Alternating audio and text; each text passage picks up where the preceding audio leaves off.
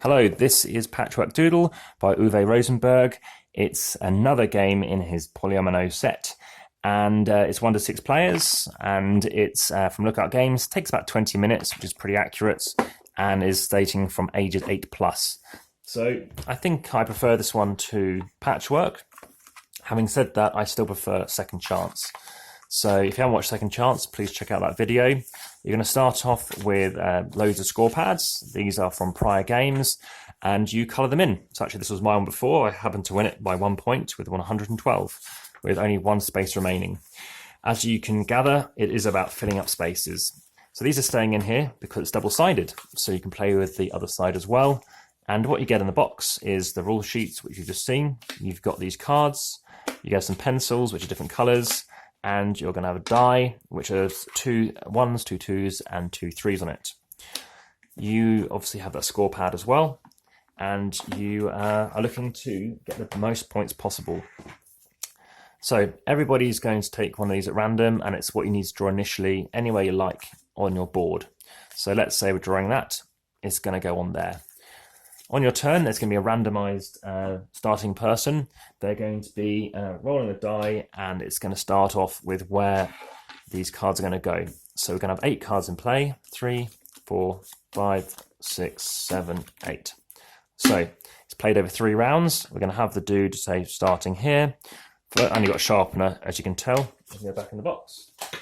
They're going to go 3. 1, 2, 3. We all must draw that shape. And it can be wherever you want it to be. It doesn't have to be adjacent to the special shape you had to draw. But the idea is to help fill your grid up. Now, as you fill it up, at the end of 6 cards, you're then going to score based on your largest square. So the idea is probably to keep all your stuff together. Now, I didn't do very well in that first round as I misunderstood something. But round 2, I think I caught up. And round 3, I did rather well. Now, what you can do is if you get, say, I don't know, 4 by 3, you'll score 3 points because it's 3 and 3 across, and then you've got 1 across there. So you're going to score 4 victory points. So you put that in there. And that's basically for each thing across you can get. So it's quite straightforward to work out. It's just your shortest of your rectangle is actually a better way of describing it. And then you minus off anything that was blank as well at the end of the game. And you can also use things more than once. So if you want, once you've moved, say, to here, and you don't want to draw that, you can then put a mark and then draw something either side of it. As well, you could cut this in 2, so you could do an L shape, you could just do the single 1, you could cut it into a corner, or take a 2 block here, and you can use that ability. You can also go up 2. What this basically means is, poor example of this, but it's basically saying you can use one of those things again. So just mark that off and say, yep, I now have used this to cut this one. I've now ended up here. I also want another L shape. So you're doing that twice. This one is just filling in a single gap, and I've already explained this. So it's very straightforward. I think a video of actually people playing would make sense.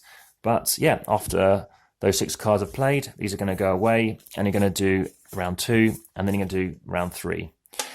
This is very clear. It says 5, just to tell you that there are 5 squares that you're going to be filling in. So it's whether or not you want to try and fill them all in, or try and go for filling in something that's going to give you victory points at the end of each round. In this instance, it comes with loads of stuff, such as a pencil sharpener, but doesn't come with an elastic band. So these cards do sort of fly everywhere. But regardless, it's pretty effective, and the box keeps things in shape. So that is Patchwork Doodle. It's nice to have different coloured pencils. It's a nice effect. I can see that it's a nice gesture. I think, though, to be honest, and I can see why, compared to, say, Second Chance, it does add a bit more variety to just what you're looking at. It makes it, I don't know, a bit more of a, not necessarily a theme, but I guess if we're talking patchwork and quilting is very much a colourful thing to do, whereas Second Chance was a bit more abstract.